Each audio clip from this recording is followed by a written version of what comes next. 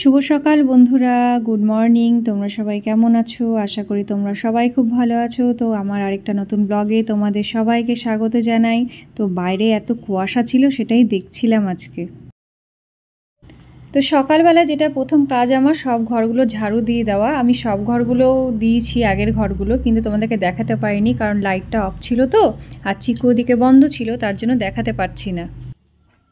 সকালবেলা যদি বাসি ঘরগুলো ঝাড়ু না দিই না, তাহলে খুব বাজে লাগে। কেন বলো তো? একে তো চিকুবাবু থাকে আমাদের বাড়িতে, আর চারদিকে দেখো ও জিনিসপত্রগুলো পড়ে থাকে এদিক সেদিক ছড়ানো, আর ঘর নোংরা থাকলে পরে খুব বাজে লাগে। আর তার মধ্যে সবাই বেরোবে ঘর থেকে, আর যদি বাসি ঘরে বেরোয় তাহলে তো জিনিসটা ভালো দেখায় না। তো যে কারণে শিলা দিয়ে আসতে আমাদের অনেকটা বেলা করে, ওই জন্য আমাকে সকালবেলাতেই মোটামুটি কাজগুলো করে রাখতে হয়। সকালবেলা উঠে নিয়ে আগে চৌকাঠটা ধুয়ে দিই ভালো করে, যে কারণে চৌকাঠটা ধোয়া হয়ে গেলে কি বলো তো, অন্তত ঘর থেকে বাইরে বেরোনো যায়। আর তারপরে আমি যে ঝাড়ু দিয়ে এটার মধ্যেই সমস্ত নোংরাগুলোকে রাখি। দেখো ওটার মধ্যে ফুলগুলোও রাখা আছে, সমস্ত ফুলগুলো ছিঁড়ে একাকার করে দিয়েছে, কুটিপাটি করে দিয়েছে। তারপরের কাজটা হলো সেটা হচ্ছে সব ঘরগুলো একবার করে আমি মুছে দিই। আর কি বলো তো, আমার মোছার লাঠিটা ছিল, কিন্তু ওটা না যেহেতু ওই ঘরে আছে, আর চিকু যেহেতু ওই ঘরে বন্ধ আছে, তো আমি আর ওই ঘরে যাওয়ার সাহস পাচ্ছিলাম না, যে কারণে ওই কাপড়টা দিয়ে মুছে দিচ্ছি সব ঘরগুলো।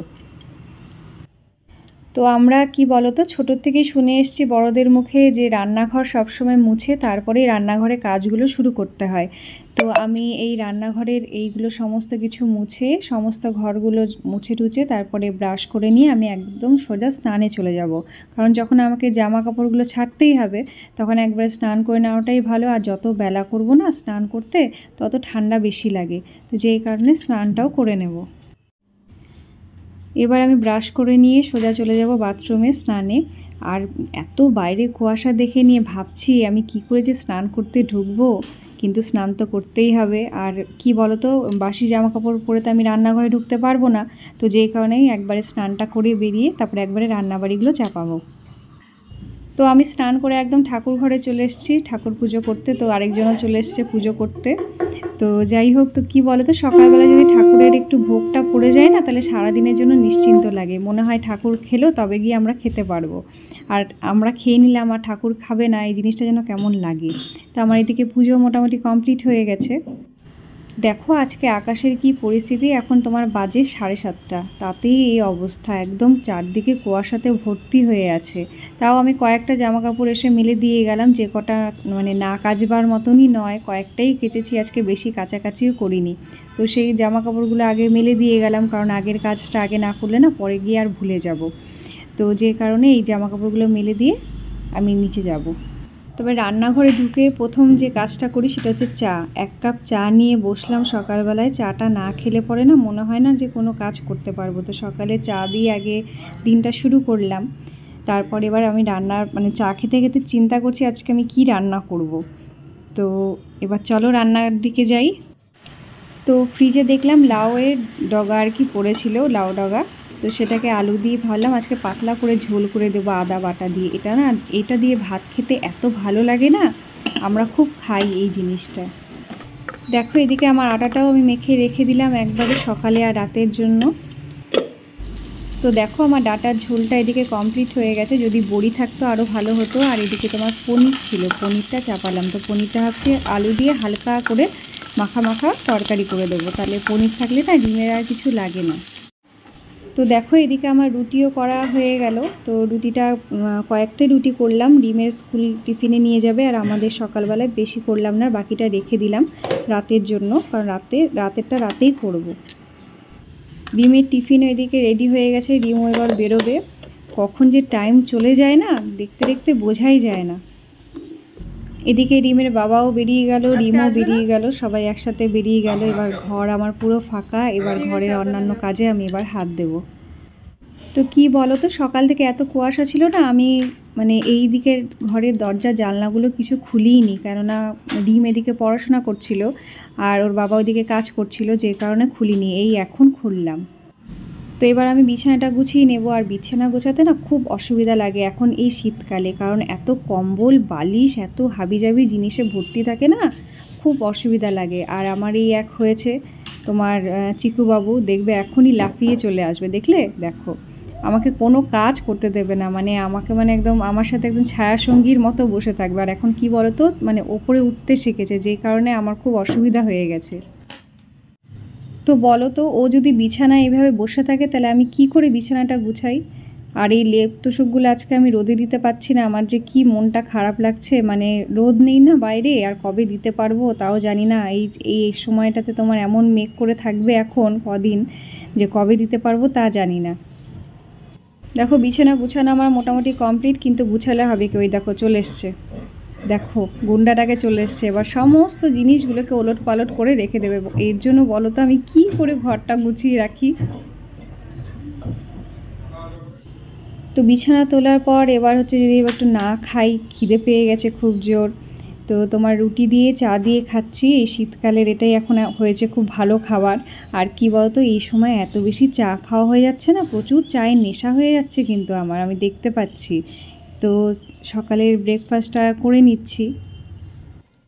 সকালে ব্রেকফাস্ট করার পর চলে এলাম আবার সেই রান্নাঘরে, সমস্ত জিনিস পড়ে আছে অগোছালো হয়ে, সেগুলোকে এবার ঠিকঠাক করে রাখবো, গ্যাস মুছবো, মানে সমস্ত এবার রান্নাঘরে কাজের দিকে আমি হাত দিলাম। রান্না করার পর যদি গ্যাস যদি নোংরা হয়ে থাকে না, খুব মানে খারাপ লাগে। আর আমি সবসময় যখনই যেই বেলাতেই রান্না করি না কেন, সবসময় মুছে রাখার চেষ্টা করি, তাহলে কি বলো তো, রান্নাঘরটা দেখতে খুব পরিষ্কার লাগে। তারপরে দেখো অনেক বাসন জমা হয়ে গেছে, সেই বাসনগুলোকে ধুয়ে রেখে দেবো, কারণ শিলাদির আসতে বললাম, সেই অনেকটা বেলা হয়, শিলাদি আসার আগে মোটামুটি আমার বেশিরভাগ বাসনই ধোয়া হয়ে যায়, তো সেগুলোই করে রাখছি। তো বাসন ধোয়ার পর পরে যে কাজটা করি, আমি রোজই করি, সেটা হচ্ছে এই বেসিনগুলোকে পরিষ্কার করা, কারণ যেহেতু সাদা বেসিন, তো যদি একটু নোংরা পড়ে থাকে না, তাহলে সমস্ত নোংরাগুলোকে বোঝা যায়, খুব বাজে লাগে দেখতে।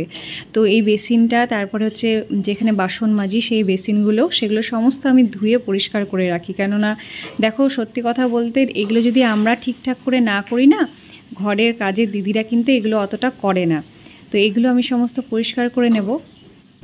বেসিনগুলো যখন আমার ধোয়া হয়ে যায় না, তখন আমি একটা শুকনো কাপড় দিয়ে এগুলোকে সাইডগুলো কলগুলো সমস্ত মুছে দিই, তাহলে কি হয় বলো তো, জলের দাগগুলো পড়ে থাকে না, আর বেসিনটাও খুব চকচক করে।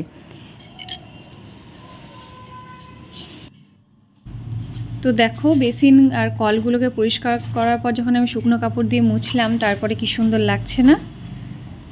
তোমরাও এই ট্রিক্সটা ট্রাই করবে, দেখবে তোমাদেরও ভালো লাগবে।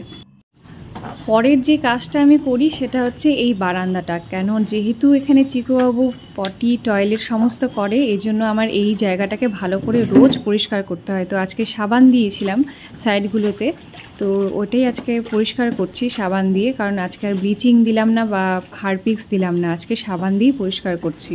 আর এটাকে আমাকে রোজই করতে হয়, একদিনের কাজ নয় কিন্তু, এটা আমাকে রোজ করতে হয়, কারণ না হলে এই জায়গাটা যদি পরিষ্কার না করি না, একটা হাইজিনের ব্যাপার থাকে, আর যদি পরিষ্কার না করি তাহলে ওখান থেকে একটা গন্ধ ছাড়তে থাকে, যেই কারণে আমাকে রোজ এটাকে পরিষ্কার করতে হয়।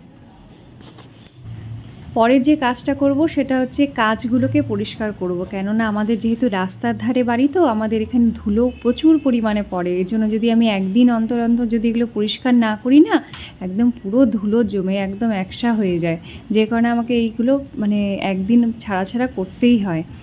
আর মানে এক একটা ঘরে আমি এক এক দিন করে করি, একদিন যদি এই ঘরে হাত দিলাম তো আরেক দিন ওই ঘরে হাত দিই, এইভাবে আমি করি, নাহলে একদিনে আমি অতটা পারবো না, কারণ যেহেতু আমার ঘরে একটা ডগি আছে, ওকেও একটা সামলাবার ব্যাপার থাকে, কারণ ও সবসময় আমার পিছে পিছে ঘুরতে থাকে, তো যতটুকু পারি ওকে নিয়ে ততটুকু করার চেষ্টা করি।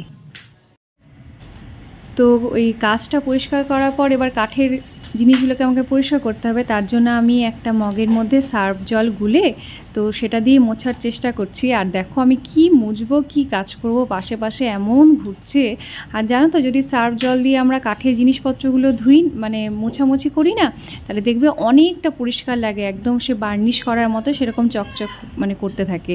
তোমরাও এটা ট্রাই করবে, কাঠের জিনিসগুলো পরিষ্কার করবে, দেখবে তোমাদের জিনিসগুলোকেও মানে চকচক করবে।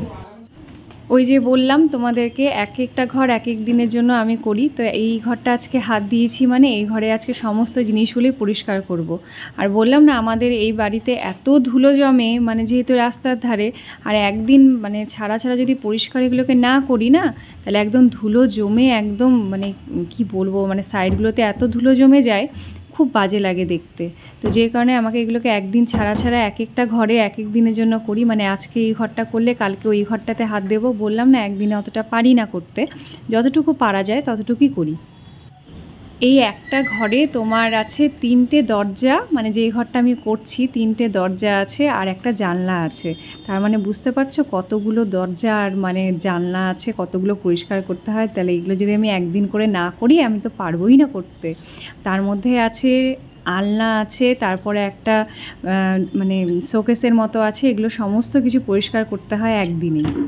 তো দেখো ঘড়ি কাঁটায় বেজে গেছে একটা, দেখতে দেখতে একটা বেজে গেল। চিকুর খাওয়ার টাইম হয়ে গেছে, ওকে খেতে দিতে যাচ্ছি। তো কখন যে সময় চলে যায় মানে হাতের বাইরে মানে নাগাল পাওয়া যায় না।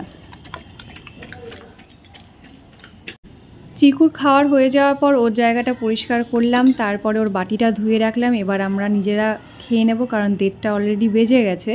তো এবার আমরা খেয়ে নেব খাবার, দুপুরে খাবার। আর পরে রিম আসার টাইম হয়ে যাবে, ওই জন্য তাড়াতাড়ি করে খেয়ে নেব। তো বন্ধুরা আমার ভিডিওর অনেকটা লাস্ট পর্যায়ে আমি চলে এসেছি। এবার আমরা দুপুরবেলায় যেহেতু 2টো বেজে গেছে, তো এবার আমি জানলা দরজা বন্ধ করে নিয়ে চিকুকে নিয়ে এবার শুয়ে পড়বো। কারণ একটু যদি না দুপুরে অল্প শুই না, রেস্ট যদি না নিই, তাহলে কি হয় বলো তো, পরের দিকে শরীরটা খুব খারাপ লাগে। আর দেখো 2 দিন থেকে চিকু এমন বিছানায় উঠতে শিখেছে না, বিছানা থেকে মানে উঠছে আর নামছে, এই সমস্ত করে বেড়াচ্ছে। তো বন্ধুরা আজকের মতো ভিডিওটা আমি এখানেই শেষ করছি। ভালো লাগলে একটা লাইক করে দিও। কালকে আরেকটা নতুন ব্লগ নিয়ে আসবো, ততক্ষণের মতো টাটা।